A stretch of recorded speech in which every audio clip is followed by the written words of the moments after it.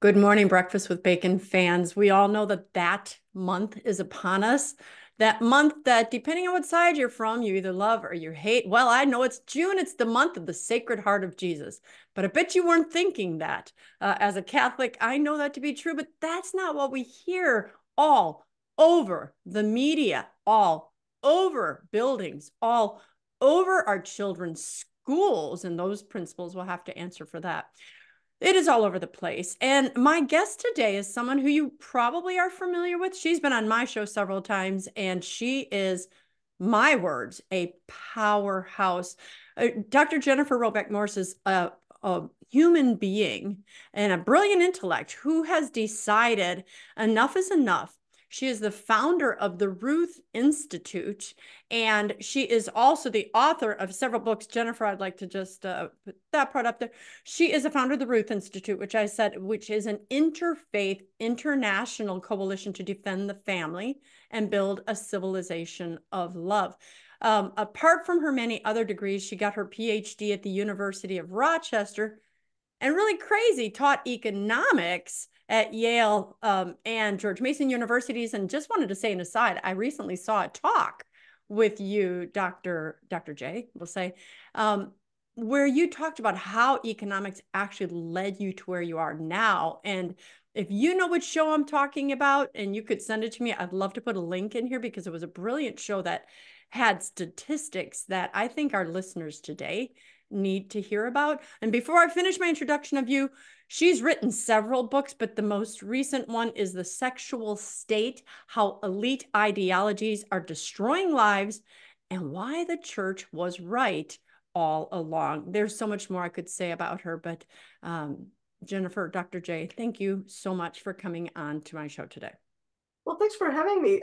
This interview or talk that you saw me do, like how many hairstyles ago was it? Can you I believe it was still the new white and beautiful post-COVID hairstyle.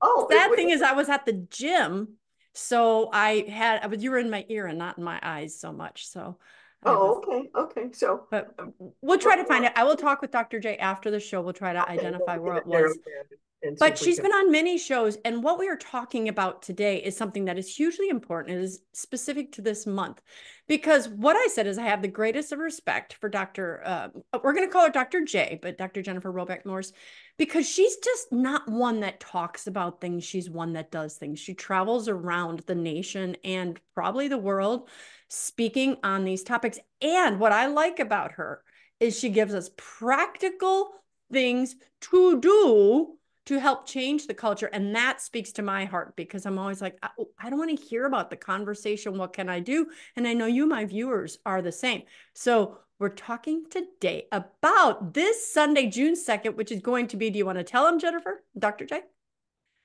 Yes, we've declared it to be Ex-Gay Visibility Day. Yes. People who actually need some attention, you know? I mean, Yeah. if Joe Biden can declare Trans Day of Visibility on Easter Sunday, no less, Mm. okay, which he did this year, right?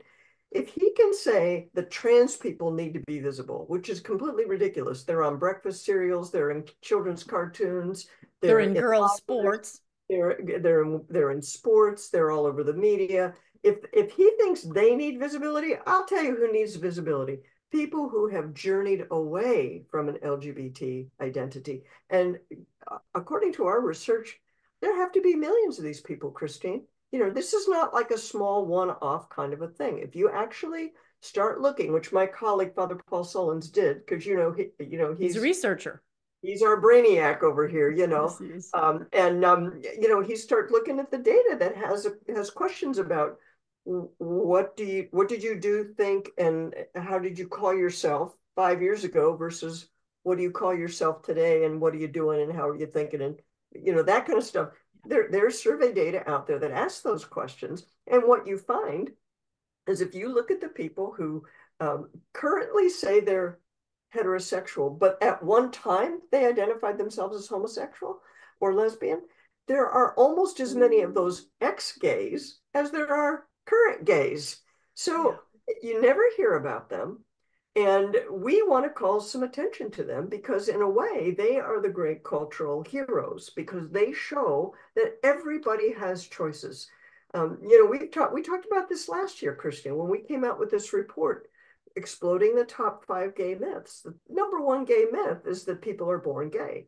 Right. That is a completely incorrect statement. That's scientifically ridiculous. That's been disproven on Right. multiple levels. The evidence is simply not there to say definitively everybody who's a gay was born that way. That's not true.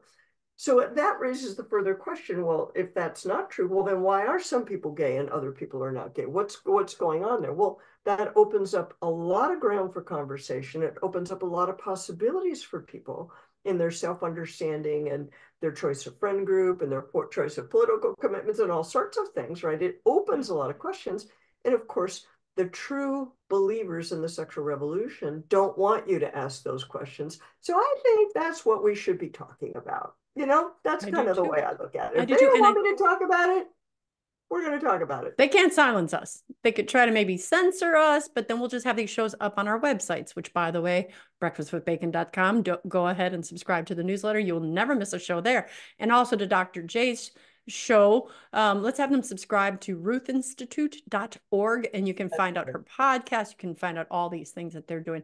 But I want to say that at the beginning of the show that you should do that because these shows will not be at your fingertips for that much longer because they are still trying to silence voices like ours. And just to be honest, my mother is one of those ex-gays. My mother lived in a lesbian lifestyle. She married my dad. They were married many years, and then she left my father for a woman. And she was in the gay lifestyle for approximately, but see, she went back and forth. She wasn't sure. Then she dated a man, and then she dated a woman, but she couldn't understand what to call herself. And for the past 15 years, my mother has led a celibate lifestyle and said, I'm actually not a lesbian. My mother was sexually abused by her father for over 10 years. And as we know, 87% of lesbians have a daddy wound. And that is, Wow. as you said, not born this way, but there are outside extenuating factors that cause people to have these feelings. So I would challenge everybody watching. Maybe you know someone who is or was in that lifestyle who calls him or herself ex-gay at this point. Jennifer, before you speak, I also have my standers group, which you are aware of. These are men and women who are standing for marital reconciliation while their spouse is cheating on them or divorcing them or annulling them. In that group, we have 4 or 5 that come to mind right now whose spouses have left them for the same sex attraction. And at least one of them has already left that lifestyle and come back to his wife, who is a stander. It's Wow. wonderful. It's wonderful. Wow. Yeah. Wow. Oh, wow. I'm glad you said that because one of the things that we've discussed, well, if you come to the Ruth Institute, you follow us, and you follow us this month in particular, each week we're going to be releasing new videos, new video content with people who are in some way relevant to this journey. Yes. And so the very first group we have a man who journeyed away, a woman who journeyed away, and then a therapist. And so each one brings some different perspective on this whole set of questions. But one thing that you find when you listen to them and you talk to them, there are all kinds of reasons why people make the journey, right? Mm-hmm. One way or the other, and there are all kinds of reasons why ex-gays don't necessarily want to be public about it. It's true that the mainstream is suppressing them. There's no question about that. But it's also true that for reasons of their own, people don't want to talk about it, right? So Right. maybe they've left that all that in the rear view mirror and they don't want to revisit it. Or maybe there's somebody in their past that they don't want to out. Right. This as a counselor that people are often very protective of their family members, particularly if there's something fragile or wrong in there. People can be very protective about that. So you might not hear about it, but you may know somebody. Okay, and so what I would say to people, if you know somebody, maybe they don't want to give a speech about it. I respect that. Me too. But on the other hand, if you feel so called, it will be helpful to this culture for people to hear from you, for people to know that this is an authentic experience. No, you're not kidding yourself. No, you're You really truly were gay. I mean, this is what they say, Christine. Mm-hmm. Whenever somebody says, here's an ex-gay, oh, you're going to relapse and become your true gay self any minute now, even though they've been married for 15 years to an opposite sex Right. partner, Right. or they will say, you weren't really gay in the first place. Yeah. So it's like, Or you're just gay and you're suppressing those feelings and you'll forever have those feelings yeah, and you'll never be attracted to the opposite sex. It's so yeah, easy to accept that you can be attracted to the opposite sex and that can't change. But boy, there's no way to say, if you say you're heterosexual and go gay, oh, okay, I believe that. But you can never go the other way. right, You'll right, never go right. the other. And they get Yes. ugly and nasty about It's it. yes, it's very disrespectful when you get right down to it. Yeah. And that's why the more that I talk with these people, I see the different ways in which this has affected their lives and the different ways they respond to it, the different kinds of roles that therapy and counseling have played in their lives, the Yeah. different ways that peer support helps in their lives. Christine, I'm amazed at how many times I've heard from men with father wounds. Okay, you mentioned just now the lesbians having father wounds. The gay men have father wounds. They have wounds to their masculinity or some insecurity Yes. about their masculinity.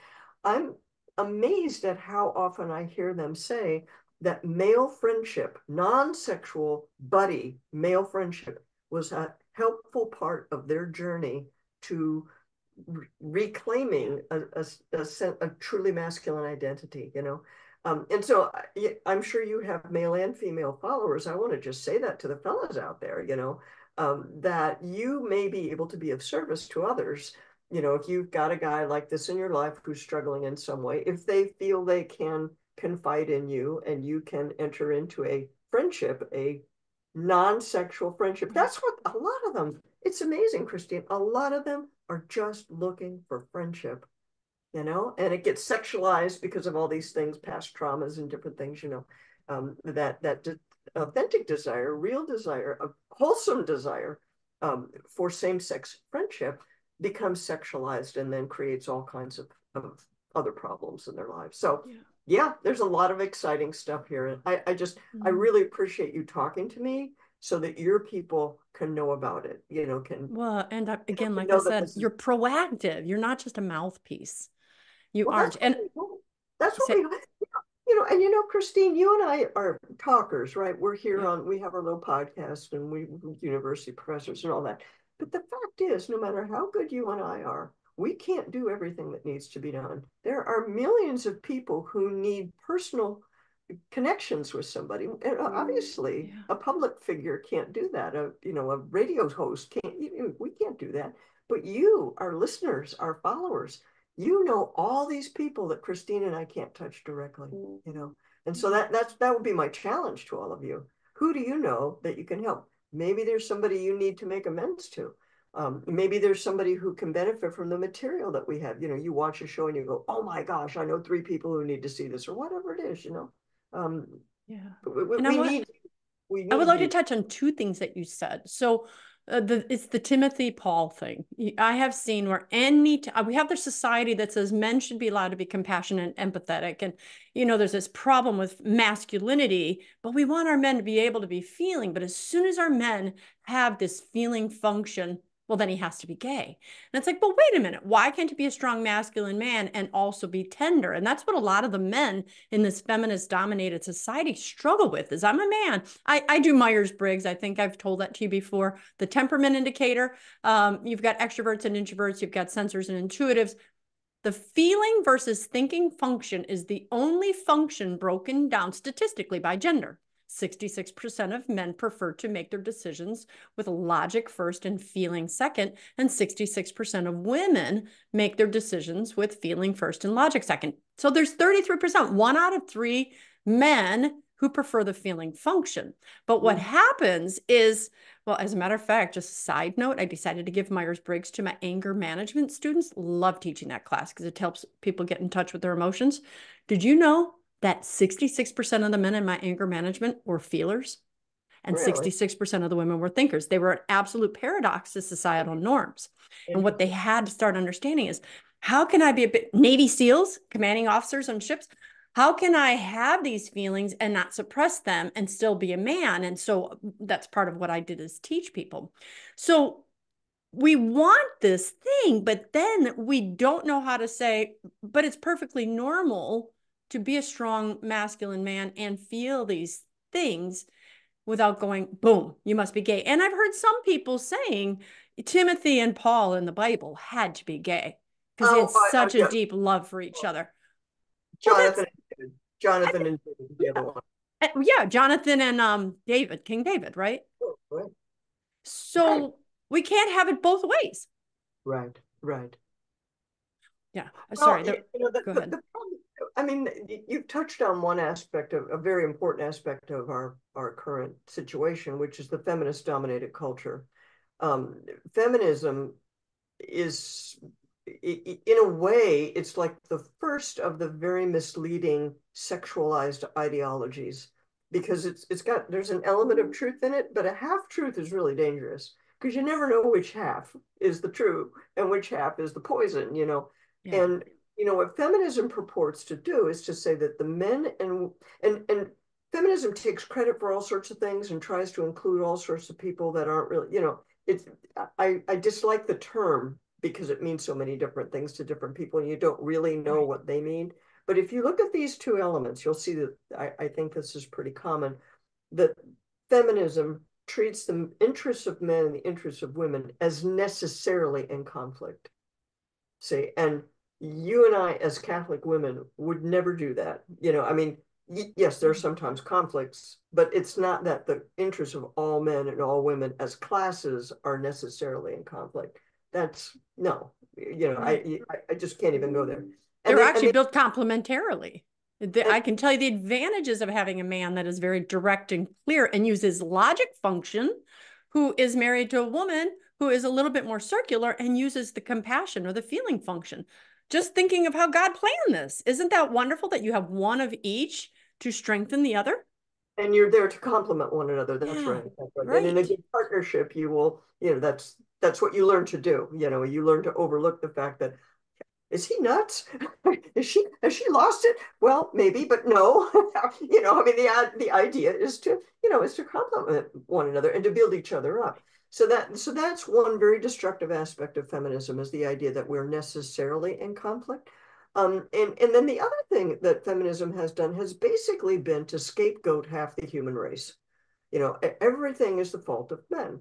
And that's a non-starter. I mean, Exactly. that's an antisocial theory, when you get right down to it. How can that be? How can you build a society, any kind of functional society around something like that? But that has been allowed to fester and to grow, Poison. Yeah. multiply. I just and so where I'm going with that is that our young men who grew up in a feminist dominated world, they don't have the memories that maybe some of us have, that things have been another way and that there is another possibility. The young guys who don't have that, they're growing up wondering, well, what does it mean to be a man? Well, Yeah. what should I do? And so another thing we've got going exactly on this same line, Christine, the week before Father's Day, we are going to interview somebody about masculinity and fatherhood because this is so much of an issue for so many gay men, to find some healing in that. And the guy we have coming, I don't know if you know him or not, Nick Freitas. Oh my Um, gosh, I love him. I love him. all right. See, I thought you might, fellow Virginian. Oh, Uh, I love him. oh, he was He's great. this big, strong, muscular. His shirts are busting his arms and right. And he's a good-looking man and he's in love with his wife. And he was a Navy a special ops, I believe. Yes, he He's was. He's Green Beret. congressman. He's everything masculine.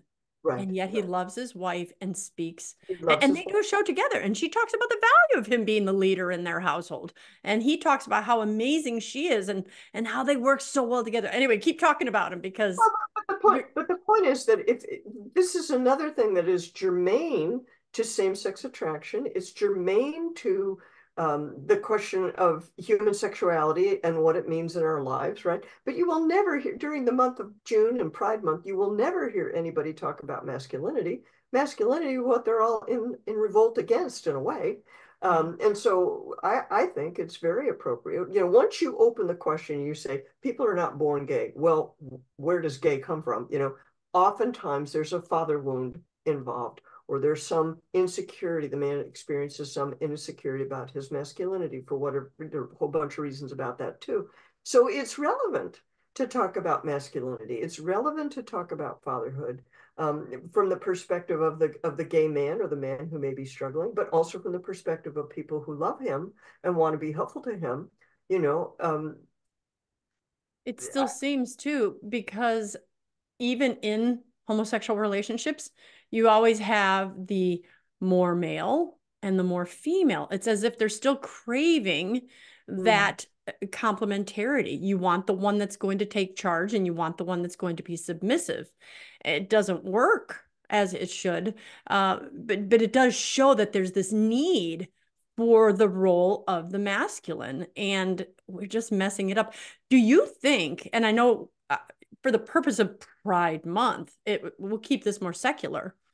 But do you think this is an absolute attack, perhaps, on the patriarchal structure that the Catholic Church is, that God is, because God is a man? He gave us his son. And if we can tear down maleness or males being dominant or above or in a hierarchical position above females, then we can ruin God. Do you see the spiritual component in this? Well, there's definitely a spiritual component for a whole bunch of reasons. I think that there's a spiritual component. I wouldn't put it exactly the way you put it.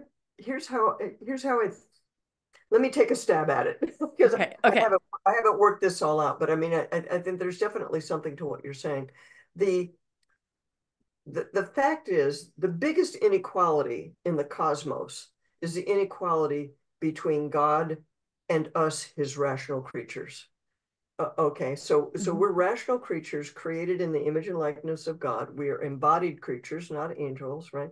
And so the biggest inequality is between us and God. So the march to make everything and everyone equal, the idea that inequality is intrinsically bad, that's a problem already. That's a problem, right? Because that's propelling us into the idea of, you know, any authority figure over me is suspect. Okay. Right. Anything like that is suspect. And so that's one aspect of it. I think, and I feel another aspect of it is that if you look at theology of the body, what Pope St. John Paul was trying to do was to ask the following question. What is God trying to say to us in the fact that he made us male and female? If you believe for a moment, which most of us do, if you believe that God created the universe, he didn't just he didn't just toss a coin to decide what it was going to be like. You know, everything about it is purposeful. Okay. And so the creatures that most closely image God are male and female, even though God is not male and female. God is just God, you know, Right.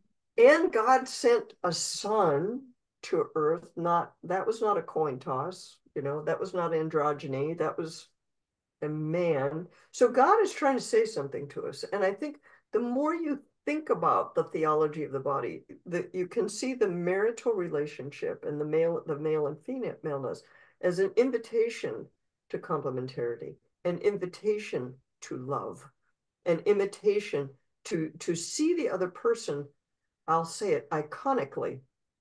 Okay, I know you have non-Catholic followers, and this isn't actually even a Catholic thing. This is more the way the Orthodox think, the Mm-hmm. guys with their icons, the Eastern guys. You know, the point of the icon, they don't worship the icons. They don't pray to the icon. They pray through it. You're supposed to, the icon, you look into the icon, you look through the icon, and it opens up a window to the divine.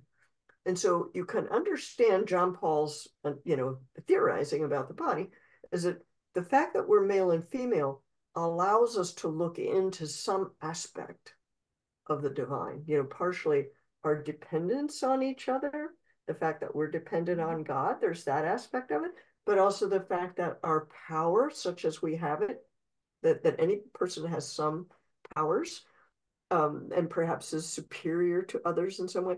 All of that is meant for service. All of that is meant for love, right? Um, I think that's what God's trying to say to us. I think that's consistent with what John Paul's saying, and it's consistent with the broadest tradition, that we're not to be freaked out over differences. We're not to be freaked out over dependence, the fact that we are born dependent, we die dependent. Well, yeah, we're dependent on God for every breath we take, Yes. and we certainly resist knowing that in the modern world, don't we? So that's the way I would answer your question. It's there's a lot of layers to your. I think it's a really interesting, important question, Christine. There's too many layers to it to Way be more done. brilliant than I could have done it. That was wonderful. What I liked about what you said, Jennifer, ties service and love together. When I wrote my book, The Super Couple, a Formula for Extreme Happiness in Marriage, it was social science. I studied extremely happily married couples to find out if that was an accident. They just married, you happen to meet your soulmate, or if there was a formula. And I did find that there was, in fact, a formula. And that formula, SACRED, the first letter I will only mention is selflessness. This extreme happiness was when husbands would submit their needs to meet the needs of their wives, and those same wives would submit their needs to meet the needs of their husbands. That way, both people were having their needs met, but in a symbiotic relationship by the other. And in our broken marriages, I'm trying to meet my needs, my husband's trying to meet his needs, and then we're constantly fighting. So in the book, I also studied what is love. And so what I did is I went all the way back into the oldest English dictionary I could find. And then I got all the English dictionaries up until 2016 when I had written the book. And what I watched was this morphing of the definition of love. Oh, And wow. it was fantastic. I was like, my mind was open. In the beginning, the very first one, and I believe it was 18, maybe it was before that. I wrote the book years ago, so I don't remember the year that dictionary came out. But it was much more spiritual in nature as it defined love. And it was the self-giving type of definition. But as the time went by in history, and you'd see the roaring 20s, and then you'd see wars, you'd see that this would go into what's more about a person, and then it would morph into what's more about feelings. And I will say, when the wars came, I noticed that there was this trend a little bit back towards God, where, this, it was intriguing for someone who's a researcher. Long story short, as we got into the 70s and 80s, it turned into lust. They called it love, but there was one definition that said, as an old man to a young woman and what he sees in his eyes, and something like that, or a young girl. And I'm thinking, wow. So when we watch the definition of love more from that which it truly is, if you follow the Bible, which is serving another, patience, love, kindness, not being rude, not keeping record of wrongs. I mean, we were given by God these actionable principles to define love. Love one another. God's not going to go say, Christine, go have feelings for Dr. J. He says, love her, love these people. How? Well, be patient with her, be kind, do not hold grudges, do not be rude. So as we look at today, one of the tricks, and this is why you're doing what you're doing now, is to confuse people about what love is. And Yes, it's gone down to this absolutely ridiculously circular definition. Love is love. I know. That drives me crazy also. That what a disservice that slogan was. It really When was. you think about the campaign for gay marriage and the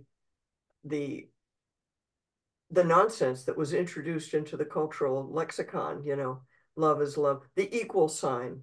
You remember how people always were putting these Yeah, bumper stickers on their card that just an equal sign? Okay, so with the person with a little bit of mathematics training, you look at that and you go, that is so stupid. That is like the dumbest thing ever. that's right. Because equal, it's a relation. It's not a standalone. You have to know what's on either side of the equal sign in order for Yes. it to make any sense for you to know whether it's true or false. Um, and and so what that points to, Christine, is, well, number one, there's a lot of games that get played with language, and we have to be very alert to the use of words, and that when you say a word and the other person says the same word, we might be using the same vocabulary, but we're not using the same Right. dictionary. Our Right. words mean different things to each of us, and a lot of mischief is done that way.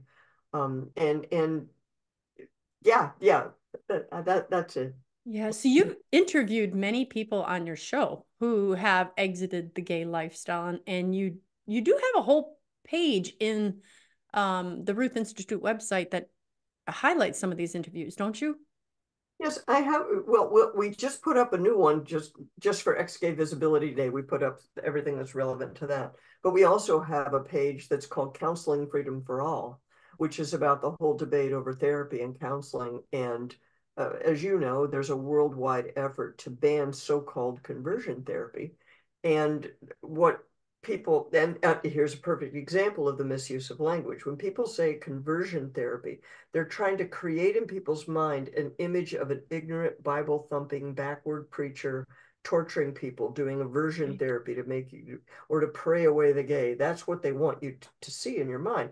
But what their laws will ban is any kind of talk therapy chosen by the client to meet their goals if their goals don't align, with what the Right. activists want, so we're deeply involved in that debate. That's where I'm going with that. And we have a whole page that deals with the issues surrounding it. And on that page, you'll find some of the people in the interviews, of people who have, when I have somebody who has journeyed away from the LGBT experience, I always ask them, was therapy part of your journey?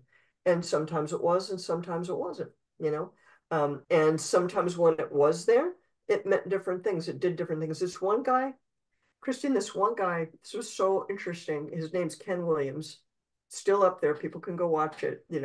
I think Ken is great. And he's been out of the he's been non-gay, however you want to define it, for a long time now. He's been married for like 15 or 20 years to an opposite sex partner. But his his same-sex attraction problem occurred when he observed homosexual porn at the age of 8. Okay, and he's a bunch of other boys, and they're all looking at it, and they're laughing, and they're hanging out, and it had this arresting effect on Ken because he knew something wasn't right about it. There's an intimacy going on here that isn't. There's something wrong, and it troubled his mind. This was a boy who was not classically masculine. Right. He was not Nick Freitas. Right. A little more lightly built, not as athletic, that kind of thing. And in his mind, this tormented him. And the feelings and the confusion and stuff like that. He didn't start going to therapy until he was an adult, and he had never told anyone about it. Wow. And for the first 2 years that he was in therapy, Christine, all the therapist did was let him talk. The therapist just let him talk week after week to help him process what had been in your mind. You can do all kind of crazy stuff if you don't get Right. any feedback from anybody. And so that's what therapy turned out to mean for Ken Williams. So it means different things to different people. And the idea that in the name of freedom you're going to ban or regulate what goes on in a therapist's office, that's crazy. I mean, Exactly. you got to be really far gone. There's got to be something really, really wrong They're fearful. somewhere in your thought Yeah. process or your premises or your ideology. There got to be something really off that would lead you to think that you need to have that much control over what goes on in other people's lives. It's crazy. Yeah, I have one of the men, and I'll say that very carefully, one of the men in my standards group, his wife left him. And one of the last things she said to him was, well, you've always wanted to be a woman, so why don't you go do it now? So he became a trans female. And Well, he is currently living as a female, but he and I have spoken, and he says, I know I'm a man. I know I'll never be a woman. But, and then we have our conversations about how he feels with the female clothing on, and he wants to come out of it, but he's on his journey right now. But even right. as a trans person, he said, I know I'll never be that.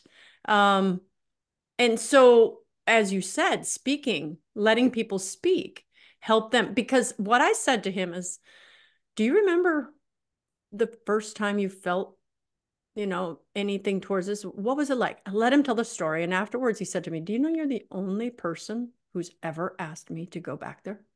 No one's ever asked me when I first felt this. No one's ever asked me why. And I thought, Wow. how did they not ask you to go back and tell me about your thoughts? And perhaps because, and he said the counselors he had been going to were still saying the same thing. Oh, well, just lean into it, lean into your trans. You eventually you'll become comfortable with it. Wow, wow, Yeah. that's so interesting that you're Yeah. saying that because as I've mentioned, our father Sullins has done quite a bit of sociological research on the counseling question, looking at data sets. Okay, so he's not a therapist. He Right. doesn't have He's that a researcher. perspective, right? He's looking at data sets where you ask people, did you ever go for this kind of therapy? And then ask them questions about depression and suicidality and different things like that. And so he's shown pretty conclusively that the claim that so-called conversion therapy will make you suicidal, that is in general simply not true. There's a number of reasons what's wrong with that. But what I want to get at here is that in the course of learning about this, he said to me, he said, this kind of therapy to help people address unwanted same-sex attraction has been subjected to a lot of scholarly scrutiny. A lot of people have studied these data sets and asked these questions and analyzed this stuff. Gay affirmative therapy has never been studied. No one has ever asked the question, if you go to a therapist who says just lean into it, does that help? Does that help? We don't know. We assume. Wow. Yeah, Wow. everybody assumes it helps but that's the power of the ideology. That's the power of the preconceived notion, going into the going into the study itself. You've already got it figured out what it's going to be. We don't even need to ask that question. Come on. That Yeah.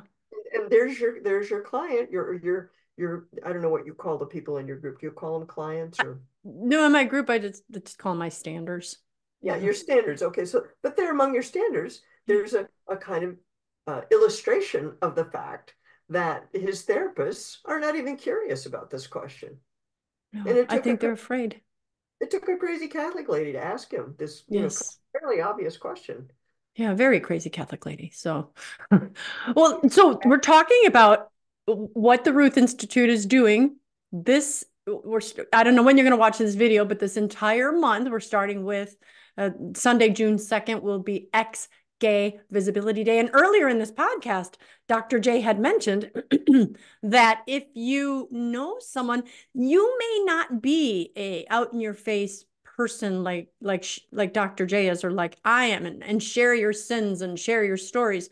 But I will say to you two things. If you have a story and you don't want it to, you just don't want to talk about it, but you think you could write it down, give it to someone like me, give it to someone like Jennifer, and be anonymous and let us know this is my story. Let us get it out. And perhaps you just want to tell that one person in your life because you don't have to be on a podcast and tell it to thousands of people. But if there's one person you can Right. tell, I'm an ex-gay, I'm an ex-lesbian, and Mhm. here's how, then that person will touch other people.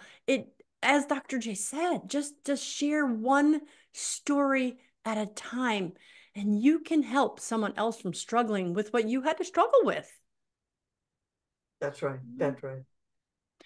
Yeah. Because your reasons for wanting your privacy could be very valid, very good reasons. Or it Yes. could be that you're scared and you got something you need to get over. I'm not trying to talk you into or out of that. You know your situation, whoever you are. There are all these anonymous people watching us. Obviously, I'm in no position to judge. But I think that what Christine has said is something everyone can take to heart and see how it might apply to you. That there may be somebody out there who would benefit from hearing from you, who would benefit from hearing your story.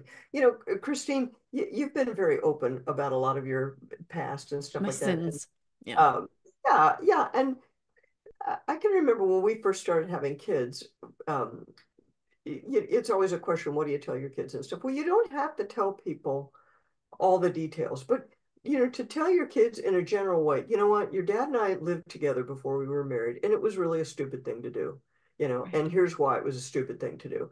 And you don't have to go into all the details, and you can joke around about it. The joke in our family is that we got our dog before we were married. So Newton was our love child, and that's kind of the family joke, but it leads into however much they want to know, because your kids don't want to know all that stuff about you anyway. No, they They don't. No, they don't. really want to know. But in a general way, we can affirm that the church's teaching was sound. We would have been better off if we had done what the church told us to do. And there were people in my life trying to tell me that, and I didn't want to hear it. I was too Because you were young smart. and smarter than they were. That's it. That's it. Yeah. Oh, Christine, my first marriage, I got married at the age of 20. My 14-year-old sister knew it wasn't going to work. Okay? I mean, it should have been pretty obvious, but it wasn't. So, Yeah. and then I Yeah. did a lot of stupid things that were hurtful to me and to others and wasted a lot of time. And, you know, yeah, that's just But a you thought. learn.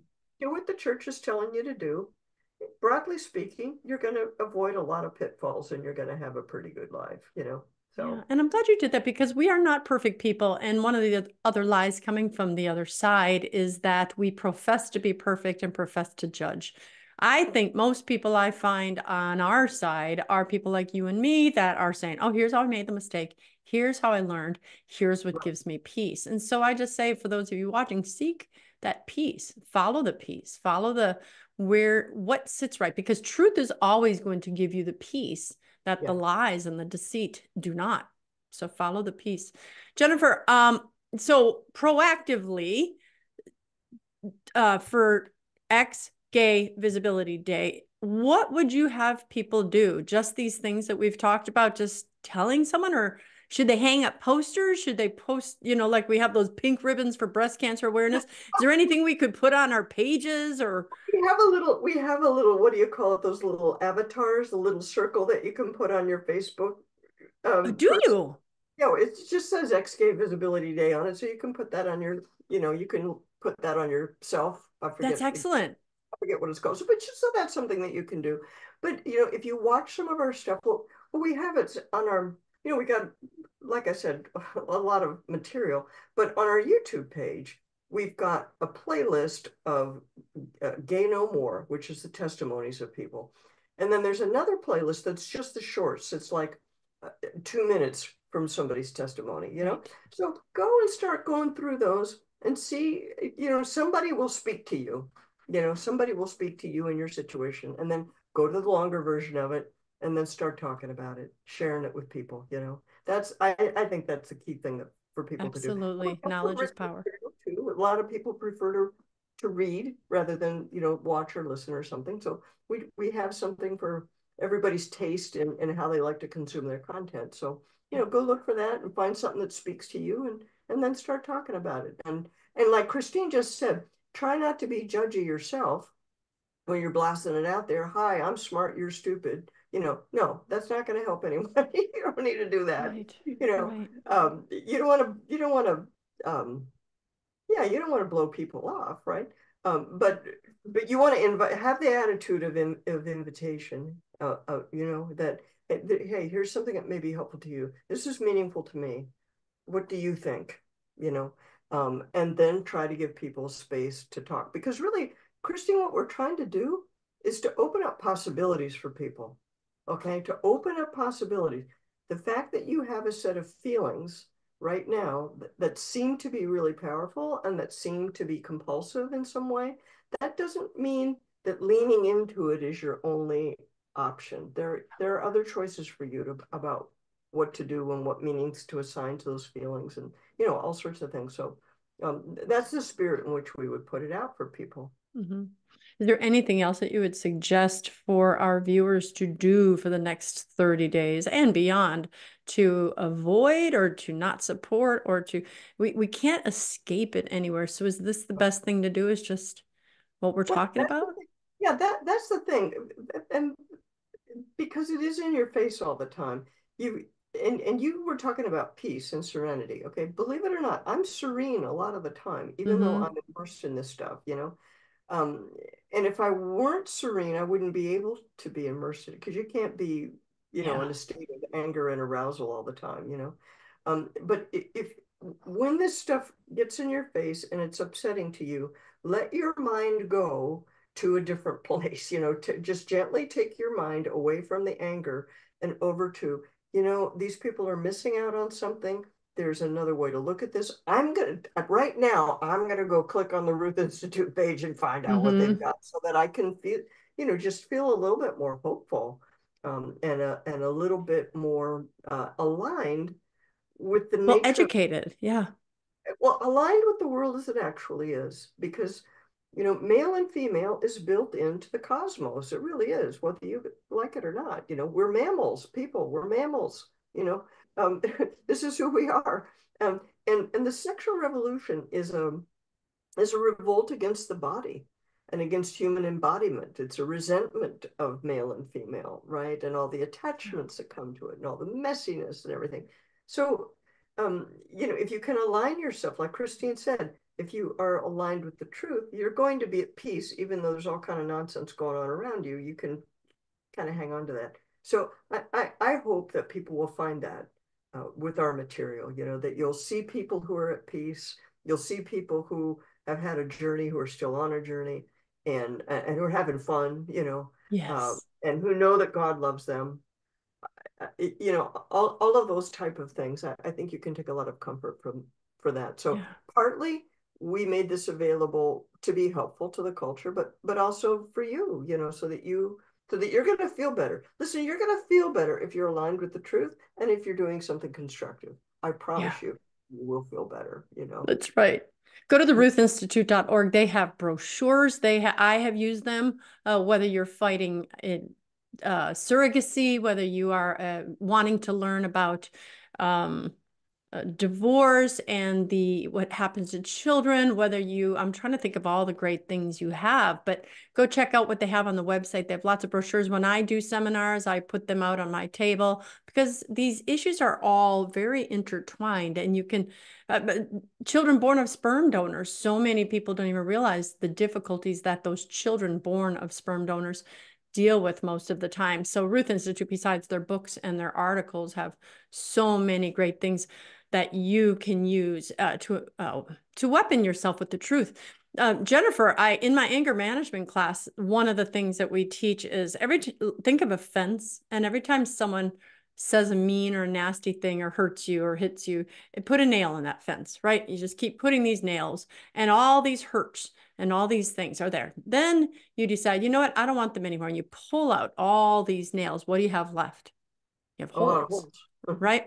And it really goes back to like the Bible verse where he says, if you clean out a demon and you leave it clean, 7 more will come back. I never really understood that. But what it means is you can't just empty out the bad habit. You need to fill it with something good. So in that idea of the fence with the holes in it, you need to fill those holes with something. And over my left shoulder here, I know for us Catholics, as I mentioned at the top of the show, it is the month of the Sacred Heart of Jesus. It has been for many, many, many years. And so one of the shows I did recently, a former client had emailed me and said, I woke up and I felt the Lord saying, we need to fight this by going to adoration every day. So she's going to adoration for 5 minutes every day for the month of June. She's a mother of young children, little ones.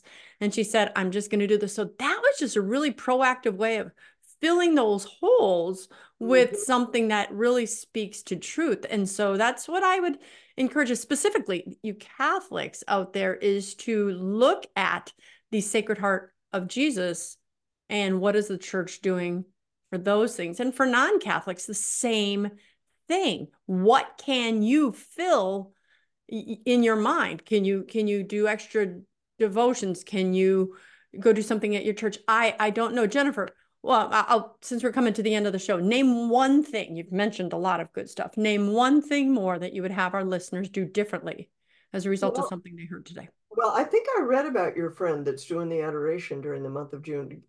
Eucharistic adoration is a game changer. I Yes. would just say that I do that. Um, and to our non-Catholic friends, when we're talking about the Sacred Heart of Jesus, you should think poetically and metaphorically. Okay, we're not like looking at a mass of flesh or something. Mm-hmm. I think sometimes we freak people out, but it's meant to be, a metaphorical symbol of the vast love, the infinite love that Jesus has for us. So everybody, whatever your faith tradition teaches you that is sound and solid, lean into that. Lean into your scripture reading, lean into your prayer, lean into your adoration and your use of the sacraments, for sure, because it is spiritual combat. And you must not be arrogant about it, that you think, well, I'm saved, and so therefore I'm invincible. No, no one's invincible. The devil is prowling around like a lion seeking someone to devour. Yeah. That's metaphor, but That's in the not. Bible, and that's not just Dr. J. That's right. That's right. So yeah, I think that's a good place to end, to just be aware that we know from scripture and from tradition that the evil one is the father of lies and a murderer from the beginning. And you can't mess around with that. That's You right. have to align yourself with the author of love and the author of the universe, who has built a universe that is meant for love, and he Who wants built us to be you? part of it. He wants us to be part of his loving world, and that's what we're about.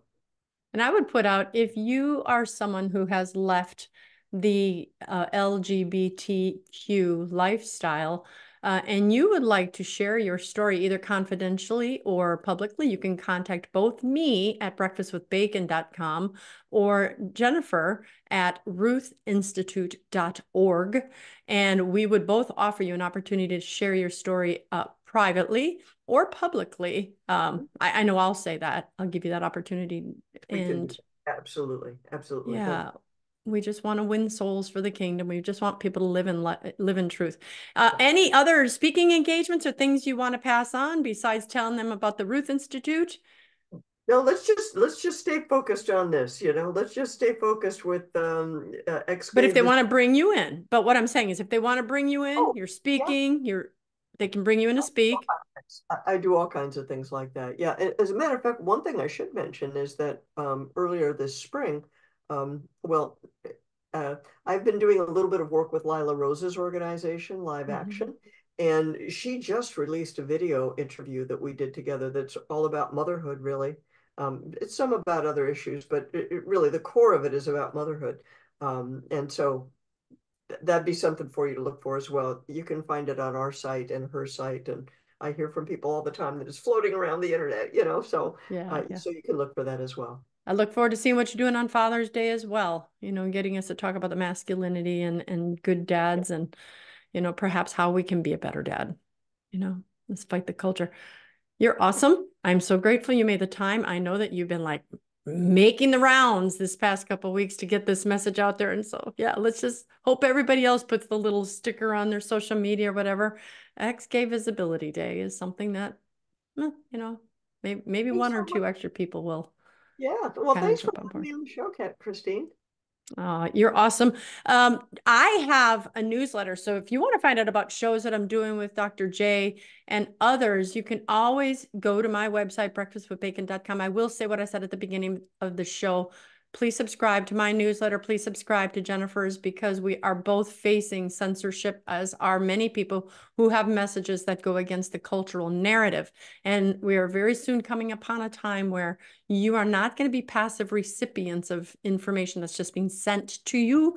You will need to go and seek it out. And in doing so, you will need to find people that you trust. I trust Dr. J. Her website is one of those that I receive the newsletter from. I want to know what's going on. I hope I'd be honored if I was one of those as well. You'll find out where I'm speaking. You'll find out the other great guests, the other topics we have. And if you'd like to bring me on as a speaker as well, I would be honored to come speak to your organization. Also, speaking of speakers, I'm having the third annual Disrupting the Culture with Truth conference this October 12th in Virginia Beach, Virginia. It's beautiful. You got to come.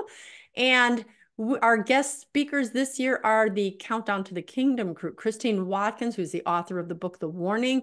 Mark Mallet, who's a Catholic musician, but also a journalist. And he talks about these Marian apparitions, as does Daniel O'Connor. And we're also bringing in Father Chris Alar from Stockbridge, Mass, and the Divine Mercy.